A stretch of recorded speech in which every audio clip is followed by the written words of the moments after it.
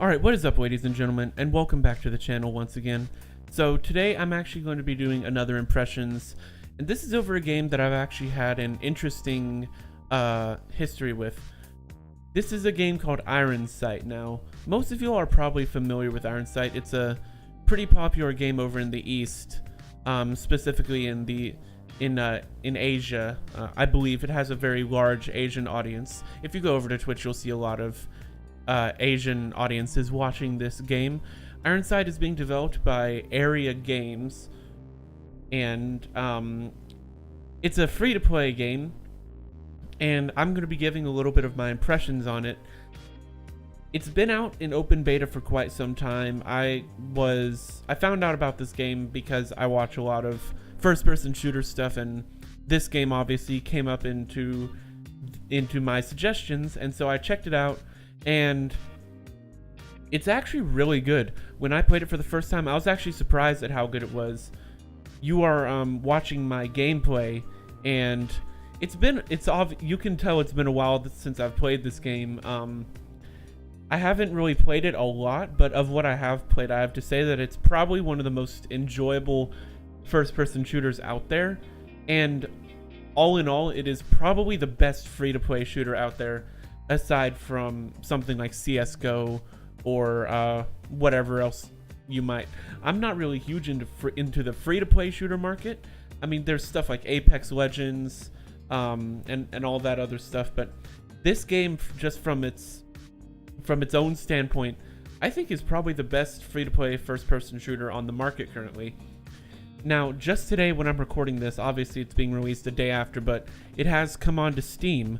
Before, they were using their own launcher to test their open beta stuff, but I think they were very smart to move it over to Steam and to get a bigger audience there. They already have a fairly large audience from what I understand. The game seems to be consistently populated. When I was playing, even when it was on their own launcher, it was getting... I mean, I can find matches in like 15 seconds or something like that. Some people might say even that's too long, but like 15 seconds isn't that bad. Now, if you think about a game like this, it's free to play. It has a large Asian audience from what I can see, at least on the Twitch side of things. This game does have comparatively, it has a small audience, but I think on Steam, we might see this game rise up into a very popular audience, just because Steam's free-to-play market is so noticeable. Like, when you go to Steam, one of the first things you'll get introduced to is a lot of the free-to-play stuff. So if you go to play something like Counter-Strike or something, you'll start playing free-to-play stuff, and when you start playing Counter-Strike, this game will probably get recommended to you a lot. So I think a lot of the people who play a lot of the free-to-play shooters on Steam will actually come to this game and start to play it and appreciate it for what it is. And I think that Area Games has done a phenomenal job with the game personally. This game releases onto Steam conveniently with a pretty large content update. They dropped a new map, a new game mode, Capture the Flag, and they even dropped a new gun, the Type 86, I believe it's called. I didn't buy the gun yet, and that's one of the things I'm going to talk about later, a little bit later in the video. If you want to just think about what this game is in general, think Black Ops 2 plus Black Ops 3. So it's got that futuristic feel of Black Ops 3. A lot of the maps remind me a ton of Black Ops 3, like just the general aesthetic of the game brings to mind Black Ops 3, and the game has a few different unique notable things about itself, but there are kill streaks just like in Black Ops 3. The gunplay feels very similar, this kind of quick reflex, quick time to kill sort of gameplay. This game's time to kill is a little bit longer than Black Ops 3 from what I can tell. It's shorter than Black Ops 4. I would say this game falls much more in line with Black Ops 3 though. And that's why a lot of people have called it the free-to-play Black Ops 3. But I think this game has enough to stand on its own that I think this game definitely deserves to have a spotlight, especially since this game is, I believe, exclusively on the PC for now. I'm sure they'll plan for a console port eventually if the game gets enough reception on Steam and the reception it's already got on their own launcher. But I think if you want to look at this game, it's got the sort of, I think it's a little bit more slow-paced than Black Ops 3. There's no jetpack stuff, and in fact, actually, there is a stamina system. I've never been a huge fan of stamina systems in games like this, but there are 2 games where it works. It works in Squad, and I think it actually does work in this game. Now, I've had a few qualms with the stamina system in the past, but it seems like through these updates, the build I played today just felt way better. Like the frame rate was good. I was having a few dips when people were shooting at me. I've been having that problem since I started playing the game though. Whenever people shoot at you, it seems like your frame rate drops. It does the same thing that this year's Modern Warfare does, where if you get shot, you get this like staggering, like you stagger and stuff, and that's just another result of realism. I think this game does pretty much everything better than Modern Warfare. The maps in this game are really quite interesting. I wouldn't call them 3-lane, but they are sort of 3-lane, but there's a lot more open space to them.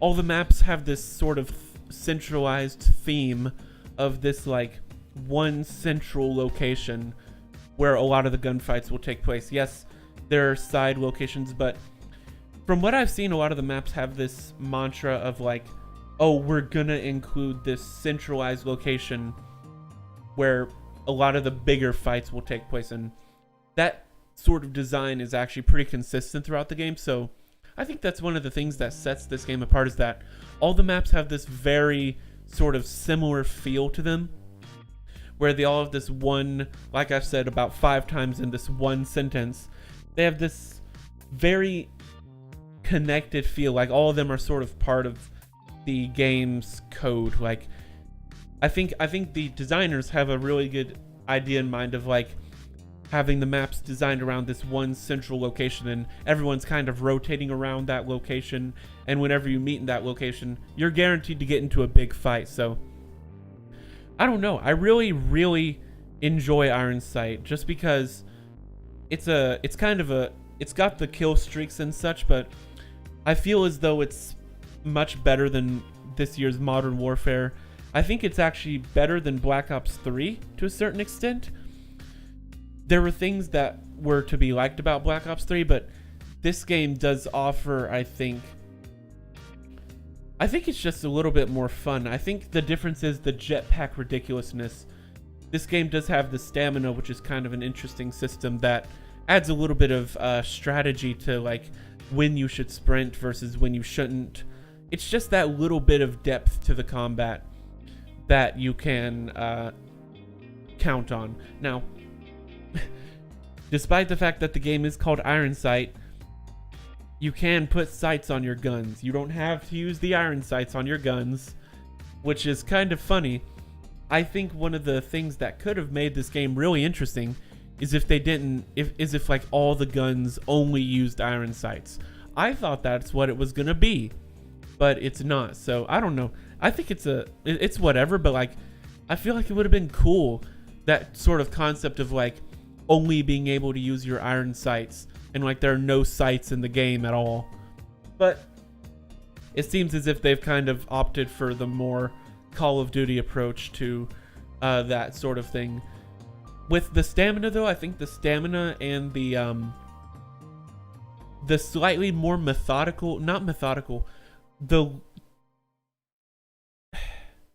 it's a little bit toned down compared to Call of Duty, but it's still got that insane, like, it's very fast-paced feeling.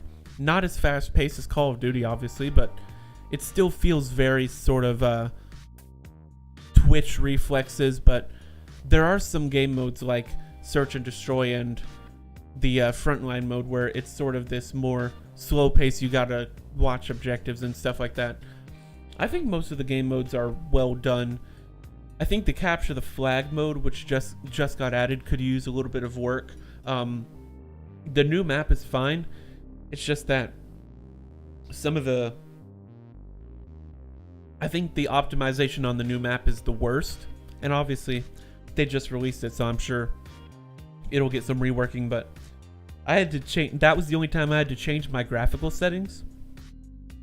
Was on the, I think it was, what was it called? It was called like, it was like a business build. I don't even remember what it was called. It's the map where you play capture the flag.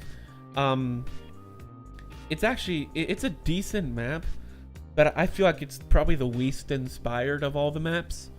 Whereas a map like the, I'm now blanking on the names of all the maps, but the map where you're sort of in the gambling club. I forget what that map is called, but that's one of the best maps, I think.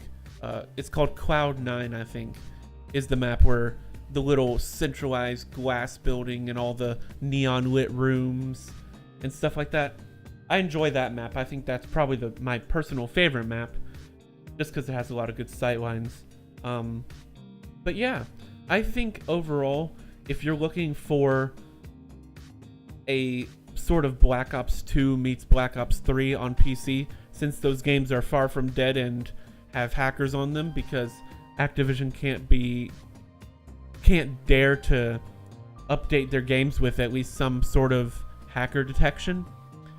If you want a game that's a little bit more vibrant on PC with that sort of Black Ops 2, Black Ops 3 feel, and since Black Ops 4 is gone and dead on PC, I think this is a very viable alternative, if not just a good replacement. I said it was developed by Area Games, but I actually looked. It's actually being developed by, now I don't know if I'm saying this right, Whipple Games? Yeah, it's both of their first games.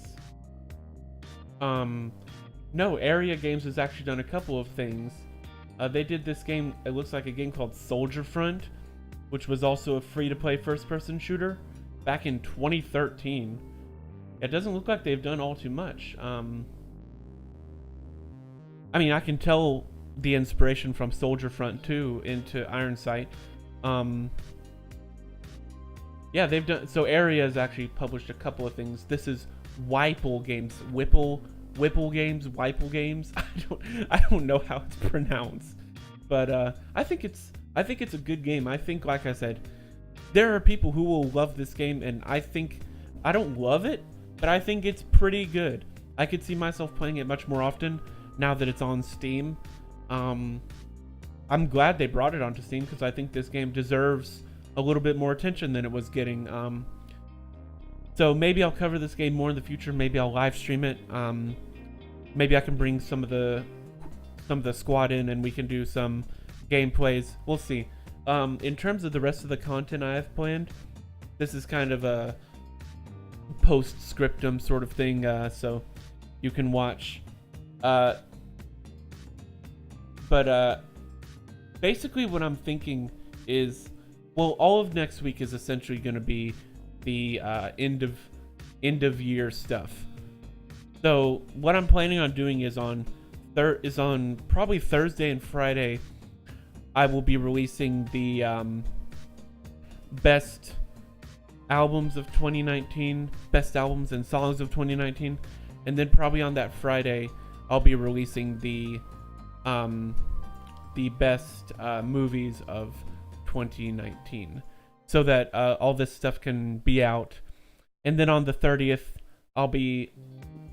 there will be a stream going up, which will be talking about the lore of the Looking Glass. It's something we already recorded, but actually no, it won't be live. It actually will be uploaded. I forgot. Anyways, that'll be uploaded on the 30th. I don't know what I'll do that Saturday, but I know we're gonna do something for New Year's Eve. I don't know what it'll be yet. We have a couple of other episodes planned. Gonna do some challenges and stuff, so you can let your mind run wild with that. But I think that's about all I have for this. Ironsight is a good game. I like it. There are some things that are really weird about it, like the renting guns, buying guns. I know there have been a lot of people calling this game pay to win.